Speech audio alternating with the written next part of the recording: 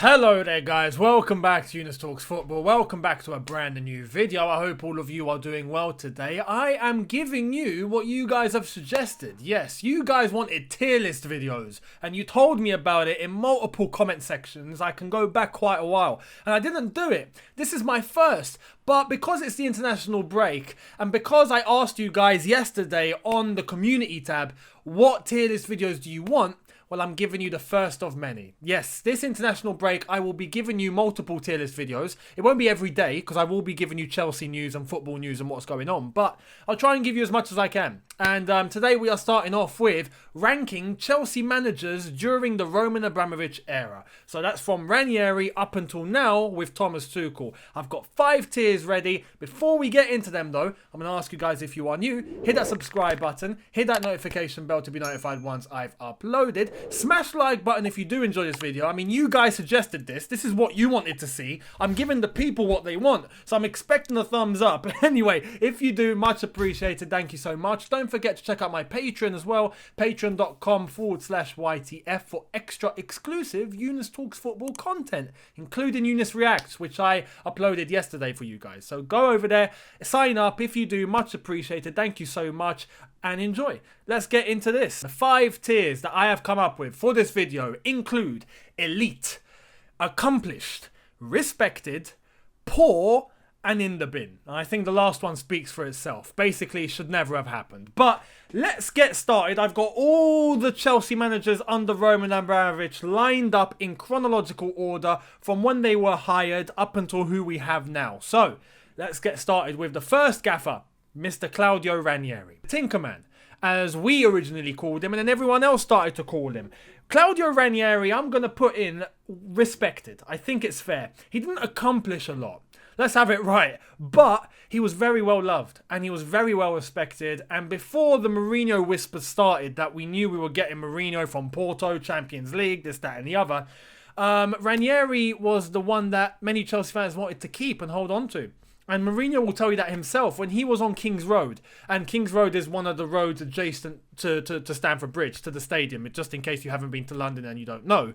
But Mourinho was walking down that road once whilst the rumours were happening. And he was told by Chelsea fans, don't come. We love Claudio. We don't want you. We want to keep Ranieri, so don't even think about becoming Chelsea manager.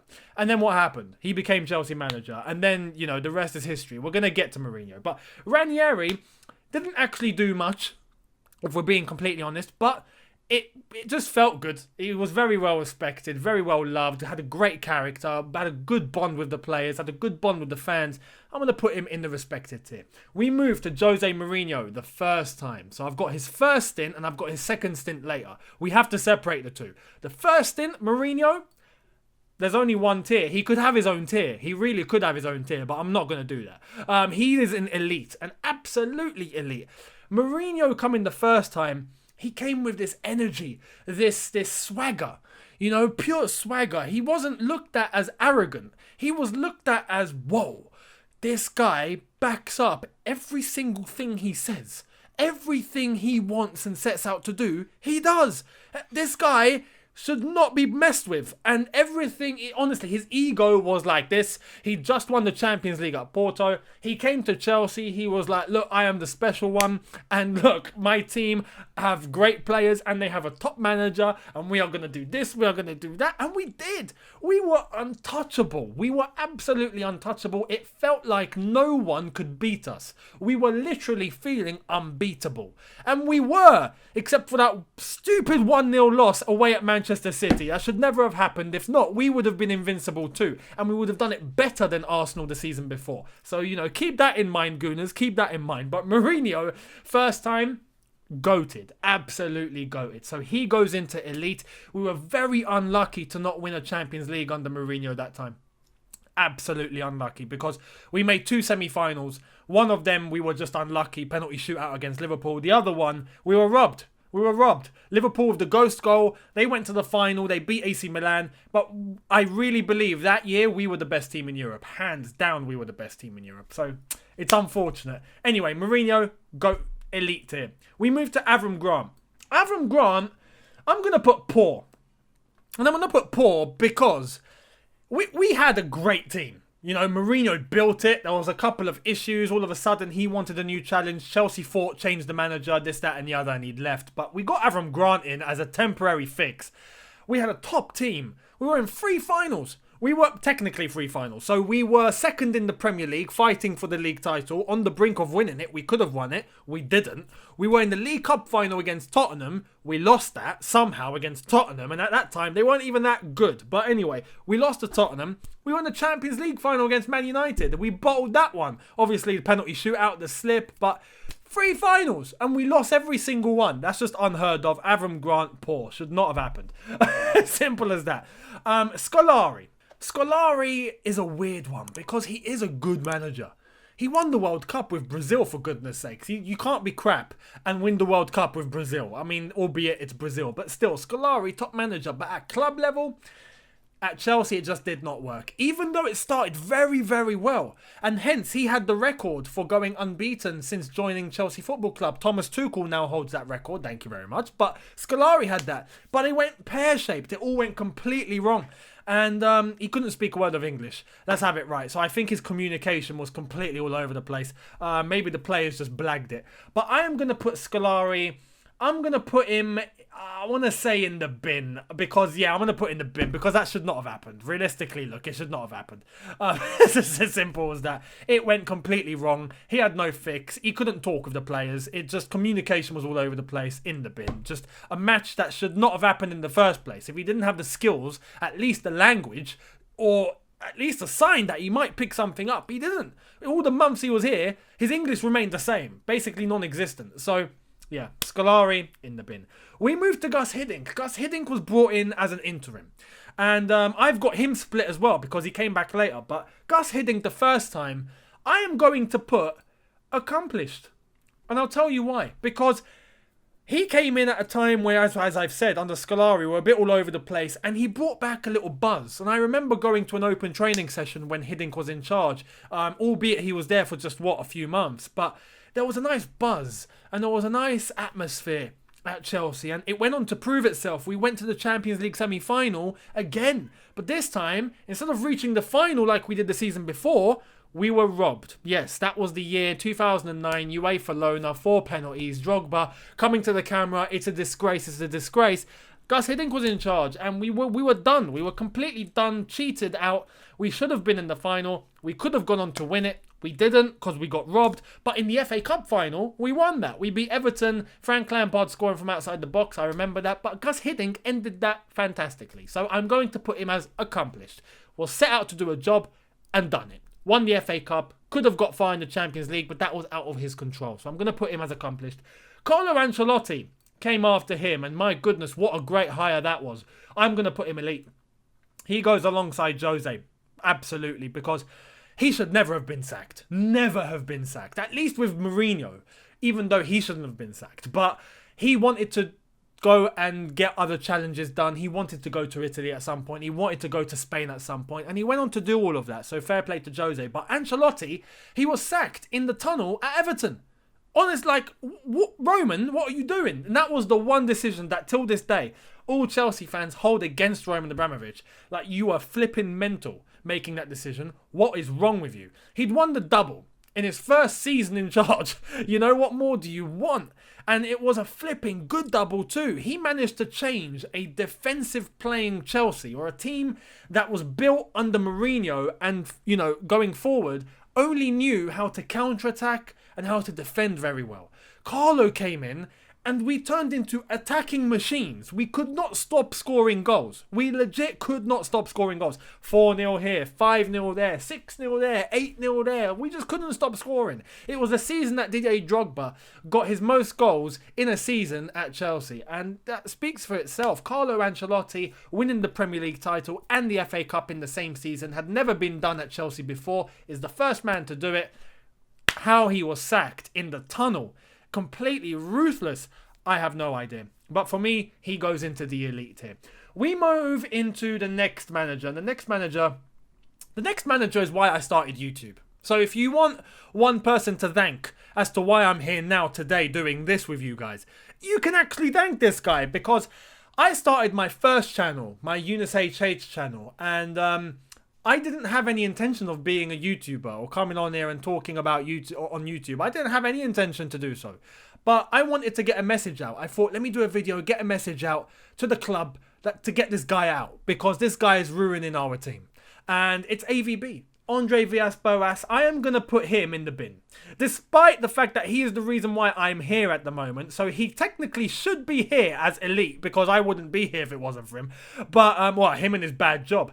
But I'm going to put him in the bin, because as a hire, that should never have happened either. I don't know what it was. Maybe he was seen as, Mourinho 2.0 because of what he'd done at Porto the year before, which was actually quite good.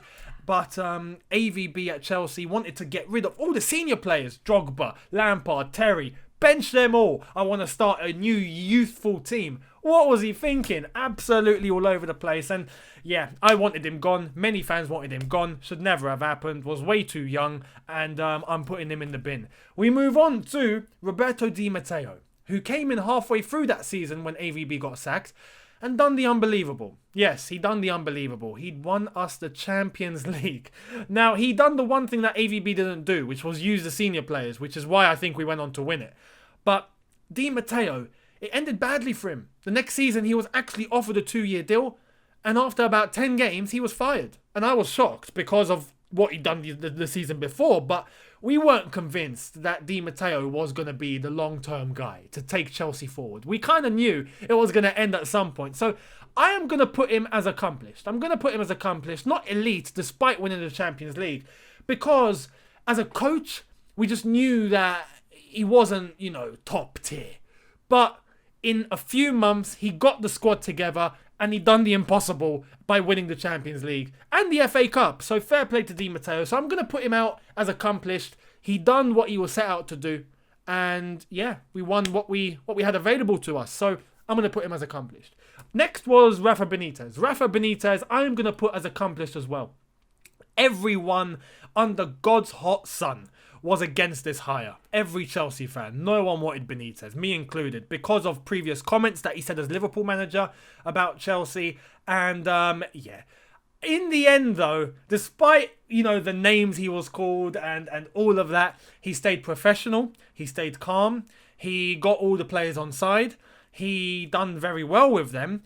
And we won the Europa League. So, honestly, Rafa Benitez, in the end, respect, and not respected tier. I'm going to put him accomplished because he was brought in to try and win the Europa League and to try and steer this team whilst Di Matteo got fired. And he did. He set out a job and he done it. So fair play to Benitez, despite all of us not actually liking him properly. But in the end, shake hands. Thank you very much. Good luck to you, Rafa. So he went off. Good luck to him. We brought back the special one. Yes, the special one came home. And this was unbelievable because at the time we were so gassed. We were so happy. I was over the moon. I couldn't believe what I was seeing. I was like, yes, the one thing I wanted to happen for years has now happened. Mourinho has come home.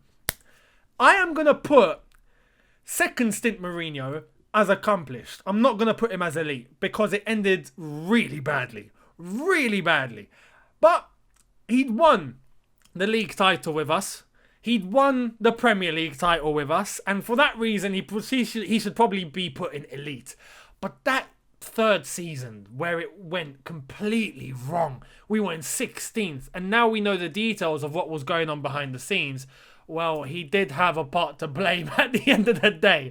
So I'm going to put him as accomplished because we expected to win titles with him. We expected for him to come and get silverware. It was a nice feel-good nostalgic moment, but it ended so badly that I'm just going to put him as accomplished. If it wasn't for that, he'd be an elite again. Honestly, could you imagine Mourinho there again? Like 2 Mourinhos in elite. It's just unbelievable. But I'll put him as accomplished because we won a league. We won a League Cup. We won a league with him, a title.